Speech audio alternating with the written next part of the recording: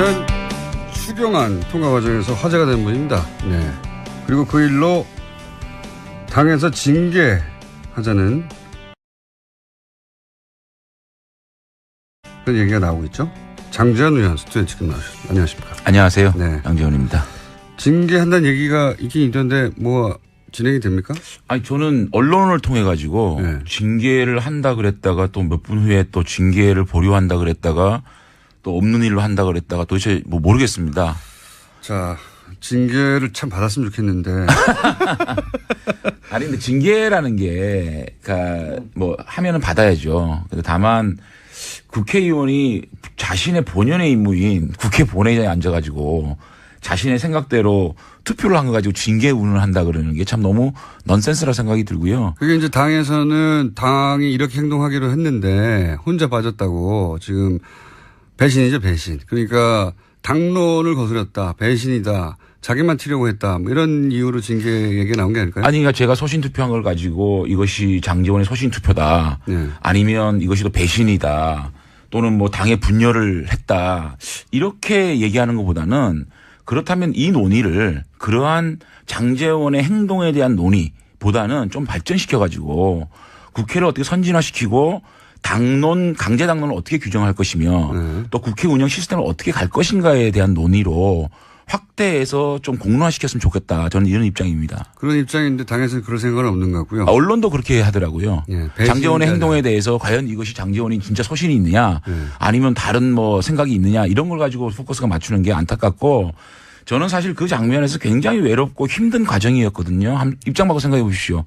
다 나갔는데 혼자 앉아 있고. 왜 안 나오셨어요? 그러니까 안 나간 이유는 저는 그렇게 생각해요. 국회가 본회의장에서 그렇게 치열하게 찬반 토론을 하지 않았습니까? 그러면 찬반 토론하고 난 다음에는 표결로 한다는 그런 것들이 좀 이제는 관례화되는 그러니까 우리 국민들이 지금 20대 국회에서 왜 다당제를 갖다가 주셨을까요? 그러니까 다양한 국민들의 요구나 국민들의 생각들을 국회에서 녹여내서 이것들을 찬반 토론을 통해 가지고 이제 싸우지 말고 국회가 좀 생산적이고 합리적으로 의사결정을 하라라고 다당제를 만들어 주셨잖아요. 그런 국민들의 지상 명령을 실컷 토론하고 다시 나가버리는 그런 것들은 우리 국민들이 가장 싫어하는 것이죠. 우리가 이 자유한국당이 아무리 좋은 의견을 얘기를 하고 아무리 좋은 토론을 해도 그 의사결정에 참여하지 않고 나가버리는 것을 우리 국민들은 또 싫어하고 그걸 비판하지 않습니까? 우리 메시지를 국민들한테 주는 것도 실패하는 거거든요. 그래서 저는 앉아 있었고 또 앉아있는 김에 그럼 재석 버튼 누르실 건지. 아니요. 재석 버튼은 네. 사실은 그렇잖아요. 재석을 만드는 거는 여당의 책임이에요. 그 책임을 방기한 여당에도 제가 책임을 묻는 거고요. 소신 투표를 한 거는 저는 진짜 이렇게 생각을 해요. 찬성을 하셨죠. 찬성. 네. 네. 찬성을 한 거는 이 추경안이 결국은 쟁점이 공무원 증원을 세금으로 해서 그것을 일자리다. 그게 생산적인 일자리냐는 부분이잖아요. 예. 12,000명을 원안에서 요구를 했습니다. 정부 여당이. 그런데 그것이 2,500명까지 양보를 받아낸 거지 않습니까? 네. 그러면 정우택 원내대표가 협상 잘한 거지 않습니까? 그래서 같이 새벽 몇 시에 새벽에 뭐 이렇게 야 3당하고 뭐 저 민주당이 같이 통과시키기로 한 거를 9시 반으로 늦춘 거 아닙니까? 네. 그러면 자유한국당 요청해서 줘준 거죠. 예, 그래서 이렇게 협치를 하고 서로 양보를 받아낸 안을 찬성을 하고 반대를 하고는 정말 국회의원 개개인의 어떤 생각대로 소신 투표를 할 수 있게 만들어야지. 근데 다른 분들은 다 반대했는데 의원님은 왜 찬성하셨어요? 그거는 자신의 소신이잖아요. 저는 찬성한 이유는 분명히 있는 겁니다. 이 추경안만 놓고 보면 지금 현재 문재인 정권입니다. 예. 야당은 또 거기에 반대할 자격이 있는 것이고. 그러면 이것이 완전히 원한대로 직권 상정된 아닙니까? 45일 동안 원내대표단, 예결위 간사단이 협의를 해가지고 12,000명의 증원을 2,500명. 2,500명도 경찰 공무원입니다. 경찰 공무원은 저희가 여당 시절에도 경찰 공무원, 소방 공무원, 안전 요원들은 늘려야 된다고 얘기하지 않았습니까? 네. 거기에 최소의 불효불급한 공무원을 2,500명으로 규정을 했는데 양보를 받은 안을 찬성으로 반대라고는 소신껏 하면 되는 거 아니겠습니까? 본인은 근데 이 정도면 됐다고 싶어서. 이 정도면 네. 공무원 그럼 필요 없습니까? 저는 이 정도면 충분히 양보를 받아야 아니다. 예. 그래서 저는 찬성을 한 거죠. 자유한국당 왜 계세요 그러면? 아니 그러니까 제가 얘기하는 게 이 강제적 당론을 어떻게 규정할 것이냐, 예. 권고적 당론을 어떻게 규정할 것이냐, 아니, 자율투표는 어떻게 할 것이냐에 대한 당에 있는 모든 공론의 사람들과 논의를 생각이 다른 자유한국당이 계속 아니요 생각이 다른 건 아니죠. 네. 생각이 다른 건 아니고 그 부분만 다르다. 그렇죠. 네. 그렇기 때문에 저는 강제적 당론이라는 게 정말 당의 존폐 문제, 대한민국의 국방 문제, 안보 문제 이런 심각한 문제라든가 아니면 여당 단독으로 직권상정하는 문제 이런 문제가 아니면 이제 국회의원 개개인의 뜻에 따라서 자율투표할 수 있는 그래서 강제적 당론을 최소화할 수 있는 그런 것들을 좀 공론화하고 싶어요. 알겠습니다. 근데 이제 그거 덕분에 김태현 의원은 그 덕분이죠. 그 전부터 인생에서 가장 후회하는 결정 중 하나라고 저희 복당한 것을 저희 방송에서 말씀하시고 나서는 김태현 의원이 당을 나가야 할 거다 이런 말씀도 하셨고 또 연석회의에서도 티격태격 했다고 보도가 됐고 뭐 이렇게 싸우면 저는 참 좋습니다만은 근데 이 보도에 따르면 한국일보 보도입니다. 장재현 의원이 복당 과정에서 그 복당하는 의원들을 받지 못하겠다고 했는데 그런 말을 이제 김태현 의원도 거기 속해 있었죠. 돌아오지 말라고 당신들 안 받겠다고. 그거에 대해서 전략 미스다. 그랬더니 김태현 의원이 야 임마 너 때문에 당이 어떻게 된 줄 알아? 라고 하자 장 의원 당을 깬 건 당신이야. 김무성 대표 시절 내부 총질하고 유승민 원내대표 김 대표 다 끌어내린 거 아니냐. 그랬더니 김 의원이 X새끼. 장 의원이 내가 X새끼면 넌 무슨 새끼냐. 라고 보도됐습니다. 대충 사실관계가 맞나요? 대화에? 아니 근데 내가 굳이 김태형 의원하고 좀 이렇게 실랑이를 한 거를 네. 여기서 또 김태형 의원으로 또 타켓을 해가지고 얘기할 생각은 전혀 없고 김태현 의원 다만 이것이 보도됐기 때문에 네. 그 내용들을 비공개 회의에서 있었던 얘기를 저는 하지 않을 생각이었습니다. 그런데 보도가 이미 됐어요. 보도가 됐기 때문에 제가 그 사정을 좀 설명을 좀 드릴게요. 네. 여기서 X새끼는 뭐 제가 어떤 동물이었습니까? 제가 그 재선 의원과 당 대표 간의 간담회 과정에서 한 의원이 박근혜 대통령이 너무 힘든 재판을 받고 있기 때문에 당에서 법률 지원단을 만들어서 변론에 나서야 된다. 또 대통령이 법정에 출두를 안 하는 것을 강제 구인해서 데리고 오는 거 이런 것들은 인권 침해다. 이런 것들을 당 대변인 논평을 통해서 막아야 된다. 등등 이런 얘기를 하니까 또 한쪽에서는 이런 얘기를 하더라고요. 우리 자유한국당이 이렇게까지 몰락한 거는 청문회 스타 5명 때문에 그렇다. 그다음에 본인 장재현 의원을 글쎄 뭐 타겟을 한 얘기죠. 글쎄요. 네. 뭐 그런데 그다음에는 의원들이 당의 허락도 받지 않고 마구 방송에 출연해가지고 뉴스 공장이죠. 자기 생각을 뉴스 공장뿐만 아니고요. 예. 자기 생각을 이렇게 막 말하는 게 정말 이거는 당의 허락 받고 앞으로 방송 나가라. 이런 얘기들이 나오는 거예요. 개별 의원들이 어떤 방송에 나가서 무슨 말을 할지를 당의 사전 허가를 받아라.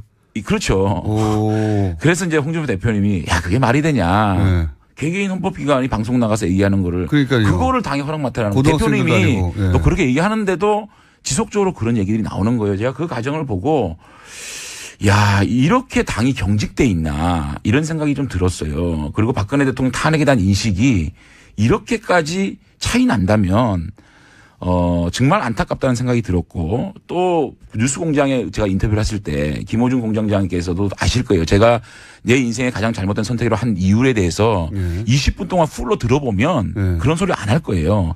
내가 자유한국당 넘어간 게 가장 잘못된 선택이라는 게 아니고 그때 제가 넘어가기 전에 홍준표 당 대통령 후보께서 정말 여러분들의 보수 가치와 함께 하겠다. 그 얘기를 듣고 넘어왔는데 혁신위원장의 임명이나 혁신위원들의 면면을 보게 되면 당이 정말로 과거 회기적으로 가고 있고 또 정말 너무 우측 끝으로 가고 있지 않느냐. 그렇다면 지금까지 진행된 과정을 보게 되면 이것은 정말 내 인생의 잘못된 선택 아니냐.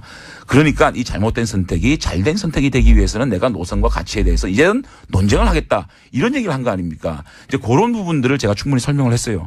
하고 나니까 이제 그런 얘기들이 나온 거예요. 이런 얘기가 오갔던 건 사실이고요. 사실입니다. 제가 이 질문을 드린 이유는 뭐냐면 김태현 의원은 이제 뭐 공이 친박 의원으로 알려져 있는데 지금 자유한국당은 여전히 친박이 주류이고 친박의 뜻이 실제 당론화되거나 당을 움직이거나 할 만큼 힘이 있습니까? 글쎄 제가 그건 내용적으로는 잘 모르겠어요. 그분들하고 뭐 사적인 대화를 나누거나 교감을 가지지 않았으니까. 다만 친박 비박은 그런 프레임이 아니고 탄핵 비탄핵 이런 이제 부류 이런 세력들로 재편되고 있지 않나. 탄핵 비탄핵이 뭐 친박 비박이죠. 뭐 그렇게 볼 수도 있는데 일단은 친박 비박이라는 프레임보다는 탄핵 비탄핵 쪽으로 이렇게 전개되고 있는 것 같아요. 근데 이 탄핵의 이제 인식 문제에 있어서는 저는 이렇게 생각을 해요. 이것이 한 번에 해결될 수 있는 문제는 아닌 것 같다. 그러니까 무슨 말이냐면 탄핵이 조작된 거고 정치적 보복이었고 일부 보수 진영 이를테면 새누리당 내의 국회의원들이 이것들을 부안해동을 해서 당이 망하고 박근혜 대통령이 탄핵에 이루어지지 이런 거 아니니까 이런 생각하시는 분들이 굉장히 탄탄하게 많다는 생각을 했거든요. 당내에도 여전히. 예, 그래서 박근혜 대통령의 형사재판 결과라든지 그다음에 결과가 나온 다음에 어떤 여론 형성 이런 것들을 가지고 지루한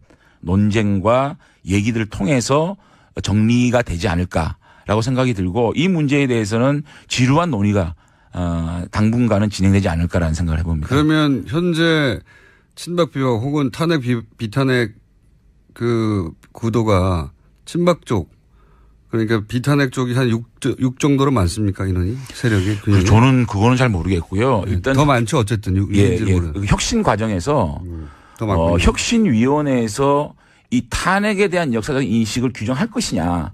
만약에 지금 유석춘 위원장께서 취임 일성으로 얘기했듯이 탄핵은 정치 보복이고 탄핵을 주도한 사람들에 대해서 잘잘못을 가리겠다라는 의지를 가지고 진행된다면 이것은 상당한 논란을 가져올 수밖에 없다는 생각이 들고요. 상당한 논란이라고 하면 다시 탈당? 아니요. 그런 거는 아니고요. 지금은 네. 사실은 자유한국당의 당적을 가지고 있느냐 바른정당의 당적을 가지고 있느냐가 중요한 부분이 아니고요.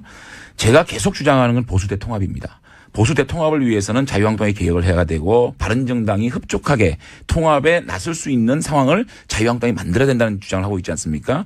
그렇기 때문에 지금으로서는 뭐 제가 바른정당으로 가고 뭐 탈당을 하고 이런 논란이 아니고 이 안에서 만약에 혁신위원회에서 이걸 규정하겠다고 드는 과정에서는 끝까지 탄핵이 법적으로 하자가 없었고 그 당시에 돌아가서 만약에 새누리당이라는 당이 집단적으로 뭉쳐서 박근혜 대통령의 국회 탄핵을 막았다면 이 촛불 광장 민심이 100만이 되고 200만이 되고 1000만이 되는 상황에서 심지어 청와대를 100m 앞까지 가 있는 상황에서 또 국회를 전체를 탄핵하겠다고 한 상황에서 저희들이 똘똘 뭉쳐서 박근혜 대통령의 탄핵을 막았다라고 하면 막을 수는 있었겠지만 과연 국민들의 민심이나 국민들이 새누리당이라는 당을 가만 놔뒀겠느냐 생각하면 굉장히 아찔하거든요. 그런 것들을 우리가 상기시키면서 거기에 대한 논쟁에 대해서 직접적으로 뛰어들어서 투쟁을 할 수밖에 없는 것이고 또 노선 문제에 있어서 당이 계속적으로 지난 20년간 우리 보수 정당이 좌클릭해서 망했다. 이런 프레임으로 간다 그러면은 그 부분에서 논란은 증폭될 수밖에 없는 것이다 생각합니다. 유석춘 위원장과 그리고 그 위원들의 면면을 보면 큰 틀에서는 뭐 유승민이 없을 수 없었다. 뭐 탄핵도 주인을 문 거다. 또는 결국은 박정희 박근혜를 다시 살리겠고 그것이 보수의 중심이고 이게 자유한국당이 앞으로 가야 할 기조다. 이렇게 혁신위원장, 혁신위원들이 생각하는 것 같단 말이죠. 그러면서 그 안에 면면을 보면 근대화 시민주의나 친일사관이나 소위 이제 친일파라고 공격을 받기 좋은 보수의 정통성하고 상관이 없는 전혀 없죠. 예, 전혀 없죠. 기조로 가고 있는데 이렇게 되면 독재 친일 이미지를 어떻게든 탈피하려고 했었는데 이게 다시 돌아가는 거잖아요. 그러니까 이제 제가 다른 당에는 굉장히 고마운 일이에요 이게. 제가 문제의식을 갖고 있는 거는 저희 보수 적통 정당의 역사성을 좀 봐야 되는데 산업화 보수와 민주화 보수가 손을 잡고 지금까지 대중 보수 정당으로 커왔잖아요. 그게 무슨 말이냐면 산업화 보수라는 건 박정희 대통령으로 상징되는 산업화 또 민주화 보수는 김영삼 대통령으로 상징되는 민주화 보수 이런 것들이 손을 잡은 접점이 있는 겁니다. 타협점은 뭐냐면 박정희 대통령이 산업화에 공이 있고 대한민국의 경제 발전을 이룬 지도자라는 것을 민주화 보수도 인정을 해야 된다. 그 인정을 하지 않으면 산업화 보수와 민주화 보수가 손을 잡을 수 없다는 게 하나 있고요. 또 민주화 보수 입장에서는 5.16은 쿠데타고 유신은 독재였다. 이런 것들을 타협을 해야 된다라고 해서 민주화 보수와 산업화가 손을 잡아갖고 왔잖아요. 그런데 유석춘 위원장에 대한 문제의식을 가지고 있는 거는 유신은 국가의 위기 상황에서 어쩔 수 없는 수단이었다고 합리화하고 있지 않습니까? 그러면 이거는 민주화 보수와 산업화 보수가 손을 잡은 그 타협점을 깨는 거거든요. 다시 민주화 보수의 손을 끊고 산업화 보수로 역사를 회귀하겠다는 것이고 그다음에 탄핵 인식 문제예요. 일부 혁신위원 중에서는 탄핵을 주도한 사람들은 주인을 문 개 XX다. 예. 그럼 주인이 누구냐는 X. 거예요. 개 XX다. 그렇죠. 예, 예. 그러면 X새끼라고 탄핵을 찬성한 세력들은 그러면 주인을 물었다 그러는데 그럼 주인이 누구냐는 거예요. 박근혜 대통령이 대한민국의 주인이었습니까? 그래서 이런 인식들에 문제가 있다. 그래서 혁신위원장이나 혁신위원회 면면을 보게 되면 이것은 자유한국당이 과거로 회귀하고 있는 거 아니냐라는 걱정을 하는 것이고 다만 제가 이 지점에서 좀 지켜봐야 될 지점은 홍준표 대표께서 양쪽의 눈으로 우리의 노선을 정리해야 된다. 두 번째는 진보 진영의 시각으로 중도 진영의 시각으로 보수 진영의 시각으로 자유한국당을 바라보고 해부를 해서 혁신 방향을 정하겠다. 그 말씀을 어쨌든 하셨고 저희 재선 의원 간담회에서나 또 우리가 탈당하기 전에 심야회동에서 홍준표 대표께서 말씀하신 부분이기 때문에 그 부분을 당대표와 혁신위원장이 어떻게 접점을 찾아 나가느냐 그것을 보고 또 다른 메시지를 내겠다는 입장입니다. 그런데 무슨 말씀인지는 알겠는데 유신이 어쩔 수 없었다. 뭐 식민자 근대화론 이게 뭐 보수의 적통이 아니기 때문에 독재와 친일의 이미지로 어떻게 자유한국당이 다시 보수의 적통으로 쓰겠다는 건지 도저히 이해할 수가 없는데 이런 국면이 의원님한테는 기회죠. 아니 근데 제가 이거를 장제원 개인의 정치적 이해관계 만약에 우리 공장장님 제가 제 개인의 미래나 제 개인의 안위를 위해서 이 일을 한다고 생각하면 정말로 큰일입니다. 보수가 살아야 장제원 정치인이 있는 것인데 보수가 과거 획기적으로 가는 데 대해서는 문제제기를 하는 건데 그것을 제 정치적인 공간을 마련하기 위해서 이런다라고 장제원 개인의 어떤 정치적 입지 이걸로 정말로 이게 논의되고 이것들로 논의가 진행된다 그러면은 정말로 안타까운 일이고 이거는 보수의 정체성과 또 정치 개혁의 방향으로 공론화되고 승화돼야 되는데 정치 선진화 부분으로 얘기가 돼야 되는데 장제원의 행동이 과연 장제원의 정치적 입지를 위한 것이냐라고 얘기하면 그거는 제가 이렇게 할 이유가 없는 것이고 차라리 제가 제 정치적 입지를 다지기 위해서는 주류 편입이 편해요. 네, 의원님의 입지를 위해서 이런 일을 만들어낸 건 아닌데 결과적으로 의원님이 입지가 만들어질 공간이 생겼어요. 그거는 진행되는 과정을 보면서 얘기를 하자고요. 아직까지는 지금 찬스가 왔다. 어떠한 혁신위원회에서 정책적 혁신 또 조직적 혁신을 어떻게 할 것이냐에 대한 안이 안 나온 상황이고 어쨌든 어저께까지의 분위기를 보면 홍준표 대표와 유석춘 혁신위원장의 가고자 하는 방향에 대한 인식이 조금 틀린 부분이 좀 있는 것 같아요. 분명히 봐서. 그래서 그걸 좀 지켜보겠다는 생각입니다.